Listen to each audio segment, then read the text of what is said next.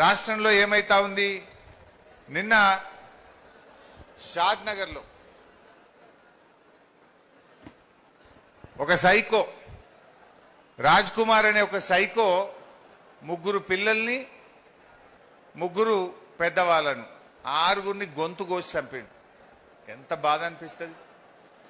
అందులో ఇంకా బాధ కలిగేది ఏంటంటే 7 కుటుంబ సభ్యుల్లో ఒక్కరు మిగిలిపోయింది. ఆ ఒక్కరు ఎవరంటే ఒక అమ్మాయి, పాపం చిన్న పిల్ల, చెవులు వినబడవు, మాటలు రావు, కాళ్ళు లేవు. ఆ అమ్మాయి పరిస్థితి ఏమైతుంది ఒక్కసారి ఆలోచించండి. ఇంతకాలం వీళ్ళే ఆ అమ్మాయికి నోట్లో కలిపి అన్నం పెట్టిండ్రు, ఆ అమ్మాయిని బాత్రూమ్ తీసుకుపోయిండ్రు, ఆ అమ్మాయికి స్నానం చేయించిండ్రు, ఆ అమ్మాయికి బట్టలు వేపించిండ్రు. ఇప్పుడు ఆ సైకోగాడు ఆ పిల్లని ఒక్కదాన్ని విడిచిపెట్టి మొత్తం 6గురిని చంపిండు. ఎంత బాధ. ఇది పూర్తిగా రేవంత్ రెడ్డి వైఫల్యం. పోలీసు వాళ్ళు చేయాల్సిన పని చేస్తలేరు. పోలీసు వాళ్ళని రాజకీయాలకు బీఆర్ఎస్ పార్టీ వాడు ఎవడన్నా చిన్న ట్వీట్ పెడితే వాని మీద సాయంత్రం కల్లా కేసు పెడుతురు, పట్టుకపోతురు.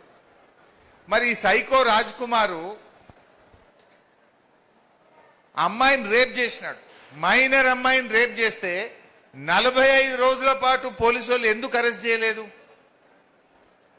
45 రోజుల పాటు మీరు అరెస్ట్ చేసి పోక్సో చట్టం కింద వారిని జైలుకు పంపితే ఇవాళ ఈ 6గురు ప్రాణాలు కాపాడబడేవాళ్ళు కదా.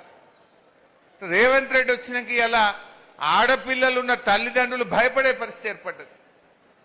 పోక్సో కేసులో ఒక నిందితుడిని కాంగ్రెస్ పార్టీ నాయకుడు, రేవంత్ రెడ్డికి సన్నిహితుడు, ఒక మార్కెట్ కమిటీ చైర్మన్ 20 లక్షల రూపాయలు లంచం తీసుకొని వారిని అరెస్ట్ కాకుండా ఒక రేపిస్టును కాపాడింది కాంగ్రెస్ ప్రభుత్వం. ఒక రేపిస్టును కాపాడింది. పోలీసు వాళ్ళు ఆ రేపు చేసినంత కూర్చొని మందు తాగింది. పోలీసు వాళ్ళు వాడిని అరెస్ట్ చేయకుండా 45 రోజులు టైం ఇస్తే వాడు కోర్టుకు పోయి బెయిల్ తెచ్చుకున్నాడు.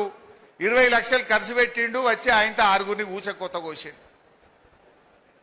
నిన్న ఒక ఆయన రేవంత్ రెడ్డి గారిని ఆంధ్రప్రదేశ్లో వెనకైన పేపర్ బాయి పేపర్లు ఎత్తుండే గోడల మీద పెయింటింగ్ రాతలు రాస్తుండే రేవంత్ రెడ్డి అని అన్నాడట. అది ఉన్నదే అన్నాడు, నిజమే అన్నాడు. గోడల మీద రాతలు రాస్తోడిన పెయింటర్. అరే నేను ముఖ్యమంత్రిని, నన్ను పెయింటర్ అంటే వాడిని పోలీసు వాళ్ళు పోయి పట్టుకొచ్చి లోపలేసి పారేశారు. మా గీత ఏదో పోస్ట్ పెట్టి గీతమ్మ మీద కూడా పోలీస్ స్టేషన్లో కేసు పెట్టారు. నల్లబాలు అని పటాన్చెర్లు ఉంటాడు, ఓ చిన్నగా రేవంత్ రెడ్డి తప్పు చేసిండు అని ఒక ట్వీట్ చేస్తే వాడిని పట్టుకపోయి పాపం జైల్లో పెట్టిండ్రు.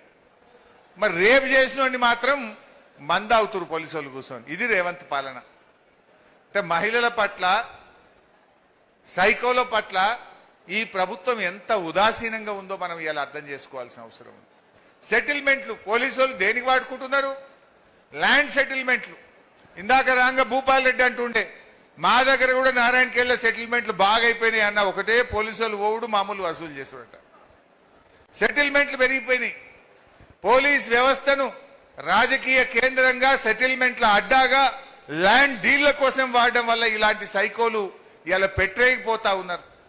ఇవాళటి వరకు రేవంత్ రెడ్డి ఒక్క మాట మాట్లాడలే ఆ సైకో మీద.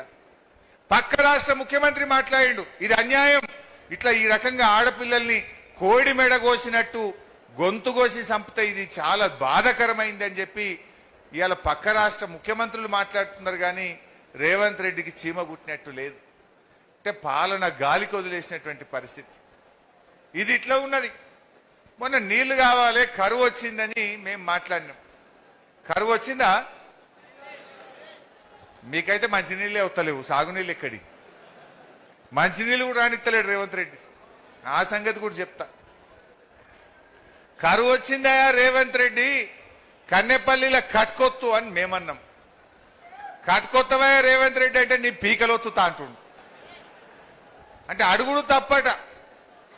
పాపం రిటైర్డ్ ఇంజనీర్ శ్యామ్ ప్రసాద్ రెడ్డి గారు మేడిగడ్డ బ్యారేజీ లేకుండా కట్క ఒత్తచ్చు, గోదావరి నీళ్లు ఎత్తచ్చు అని రిటైర్డ్ ఇంజనీర్లు చెప్తే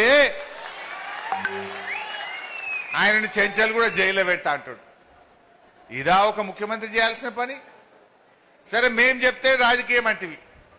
మరి ఆయన రిటైర్డ్ ఇంజనీర్, ఏ పార్టీ కాదు, 80 ఏళ్ల వయసు ఉన్నది, కరువు పడ్డది, కష్టం వచ్చింది, మంచినీళ్ళు దొరకటట్లేవు, కట్టుకొత్తవయ్యా రేవంత్ రెడ్డి అంటే నిన్ను చెంచల్ కూడా జైల్లో పెడతా అంటాడు. అంటే నేను అందుకే నిన్న ఒక మాట అన్నా. ఒక విలేకరు అడిగిండు, సార్ మరి ఇదంతా సరే గాని కరువు పడ్డది, మరి నీళ్లు లేవు, పొలాలు ఎండిపోతున్నాయి, మంచినీళ్ళు లేక ప్రజలు ఇబ్బంది పడుతున్నారు, పంటలన్నీ పోతున్నాయి సార్, మరి ఎట్లా నువ్వేం చేస్తావు అని అడిగిండు. ఏమున్నది, హరీష్ రావుతో కేసీఆర్నో కోస్తాడట, రక్తం పంటల మీద జల్లితే పంటలు వండుతాయట. నేను అంటున్నా, ఆ సైకో రాజ్ కుమార్ గానికి రేవంత్ గానికి ఏమైనా తేడా ఉన్నదా? ఏమైనా ఉన్నదా? ఆ సైకో గాడు మాట్లాడే నువ్వు మాట్లాడుతున్నావు, వాడు చంపిండు నువ్వు మాట్లాడుతున్నావు, అంతే తేడా. ఒక ముఖ్యమంత్రి మాట్లాడాల్సిన మాటనా? మొన్న బాల్కా సుమన్ ఏదో మాట్లాడిండు, అగో నువ్వు తప్పు మాట్లాడినావని జైల్లో పెట్టిండ్రు. మరి ఇప్పుడు రేవంత్ రెడ్డిని కూడా అరెస్ట్ చేసి జైల్లో పెట్టాలన్నా వద్దా? ఈ డీజీపీని అడుగుతున్న శివధర్ రెడ్డి, కాకి బుక్ ఉన్నది, కాకి బుక్ ఉన్నది తెలంగాణలో అన్నావు కదా, మరి నీ కాకి బుక్ కాకెత్తుకపోయిందా? ఎందుకు రేవంత్ రెడ్డి మీద కేసు పెట్టలేవు అని అడుగుతా ఉన్నా.